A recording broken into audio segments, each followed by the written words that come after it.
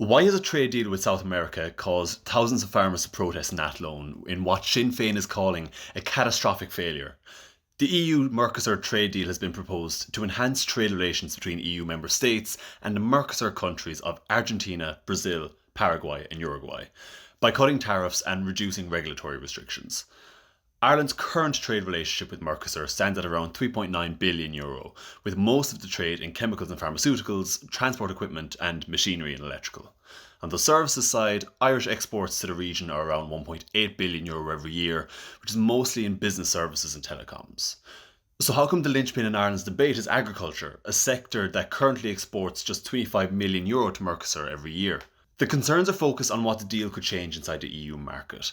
Opponents argue the agreement would intensify price pressure and income instability for Irish farmers by increasing competition from South American producers, alongside wider worries about whether imports can genuinely be held to the same standards on traceability, animal health controls, and banned substances that Irish farmers must meet in the European Union. The European Commission says there will be protections through hard caps like tariff rate quotas, including 99,000 tonnes of beef, and a safeguard clause to suspend preferences if imports surge, all while insisting EU food safety standards will be in no way compromised because Mercosur products must comply with the EU rules.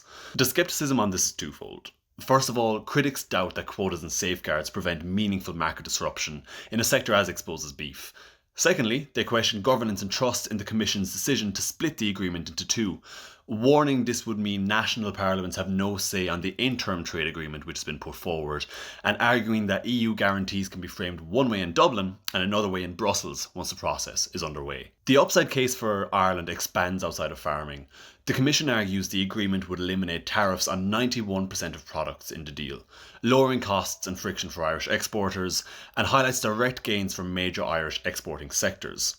It also emphasises that the deal would further open Mercosur's services market while giving smaller Irish exporters more support and simpler routes into these markets. There's also a more nuanced motivation in Europe around improving economic resilience in what's becoming an increasingly volatile trade environment, especially that with the United States. While the Mercosur deal has been in the news for months, the most recent flashpoint has brought the discussion back to the fore. The majority of EU states backed the package moving forward, with 21 countries supporting, Belgium abstaining and Ireland voting against it alongside France, Poland, Austria and Hungary. The domestic backlash to this showed itself in the form of a mass protest by the Irish farming community. On the 10th of January, thousands of Irish farmers travelled to Athlone for a national demonstration against the deal, arguing it risks undercutting Irish production standards and farm incomes, especially in beef. Now in Leinster House, Sinn Féin is trying to convert this public momentum into formal pressure. Their Dáil motion this week condemns what it calls a catastrophic failure to prevent the agreement advancing, arguing there were repeated opportunities to build a blocking minority in Europe and directly criticising Taoiseach Micheál Martin, linking the Mercosur issue to a wider argument about Lisbon Treaty-era warnings on weakened democratic control over EU trade policy and also reduced national veto power. It's calling on the government to publish a full account of its actions, to support legal action by MEPs and to instruct government party MEPs to vote against it in Parliament while launching an urgent push to build an EU-wide coalition to stop the deal. What happens next is that the work shifts from member states to the European Parliament. EU governments have already pushed the agreement forward, but it still needs MEPs to sign off, which is why Irish parties and campaigners will be trying to persuade these MEPs to reject it. In parallel to all this, the EU and Mercosur will proceed through the formal steps needed to sign and finalise this package, which will then split the process into two. The trade-heavy interim deal can be progressed at EU level if the Parliament consents, while a wider partnership agreement takes the longer route through national ratifications by member states. The Mercosur deal is a perfect example of Ireland's relationship with and within the European Union.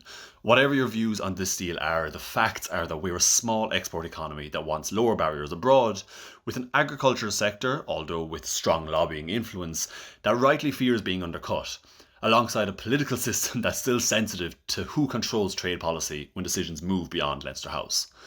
Even if the deal is passed in the European Parliament, the debate will be far from over and will simply narrow the question down to what Ireland has been asking all along about this: whether the safeguards, standards and enforcement Brussels promises can be made real quickly enough to protect the people who stand to lose most.